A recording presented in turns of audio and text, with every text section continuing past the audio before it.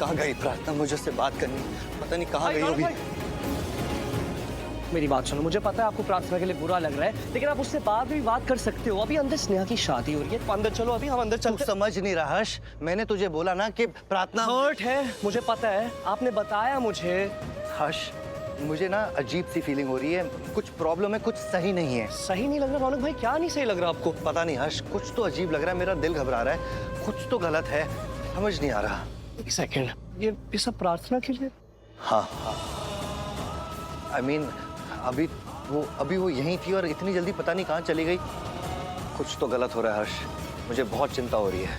चिंता?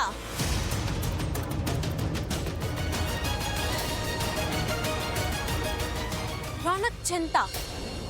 और वो भी प्रार्थना की?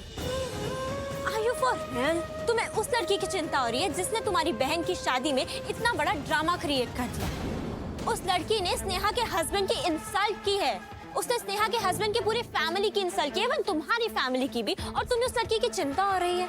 उसने तुम्हारी बहन की शादी रोकने की कोशिश की है, और वो भी इतना गंदा इल्जाम लगा के।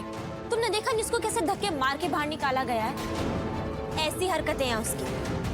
सॉरी टू से रौनक, पर मुझे तो लगा था अभी तक तुम समझ ही गए होगे कि इंसान का जो लेवल होता है ना, उसको उसके लेवल पे ही रखना चाहिए।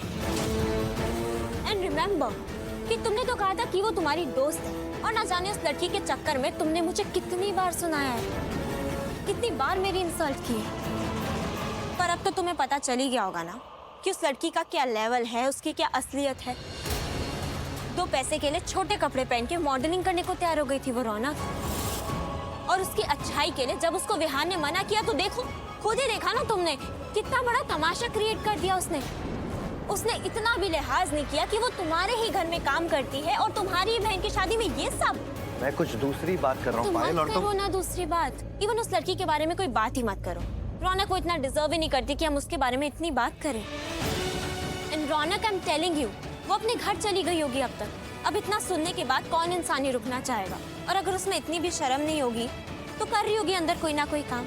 कम ऑन, अब शादी वाला घर है, 100 काम होते हैं, 2 पैसे कमाने के लिए कर